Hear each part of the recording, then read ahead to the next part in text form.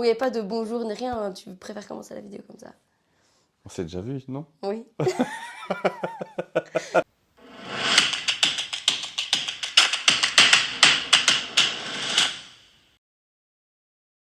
Alors Geoffroy, voilà, moi j'aimerais racheter une société qui a été évaluée à 5 millions d'euros. Qu'est-ce que je peux faire? La première chose à faire, c'est de bien s'assurer que la valorisation que le cédant te propose est une valorisation correcte. Et correcte, ça veut dire est-ce que c'est le bon prix de marché? Est-ce que c'est payable?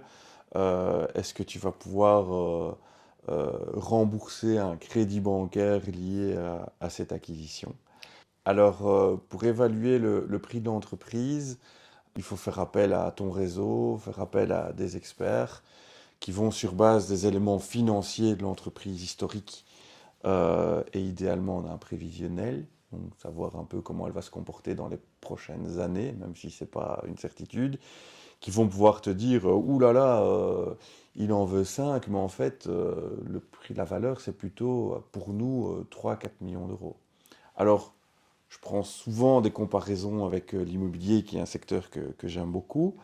Euh, Quand on évalue une maison, on est souvent à 10% près, quoi, hein. Bon, votre maison, elle vaut 300 000, coup de cœur, c'est 320, et vraiment, si c'est rapide, 280. Ben, on voit qu'on est déjà presque 10% autour d'une valeur centrale. Mais une société, c'est encore plus compliqué parce que c'est un organisme vivant, composé d'êtres humains. Euh, et donc, il est rare de s'adresser à un expert pour la valorisation d'une société qui dise la société vaut 5 millions. En général, il va dire elle vaut entre 4 et 6. Bon, alors la première chose à faire, c'est de faire évaluer la société. Et si c'est ta première acquisition, si tu es un peu courte en financement, etc., bah, essaye de travailler sur la fourchette basse.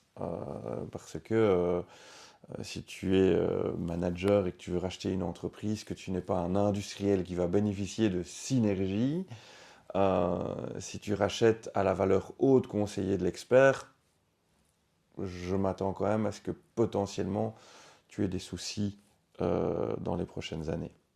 Donc imaginons que tu sois sur l'acquisition d'une société où le cédant te demande 5 millions d'euros.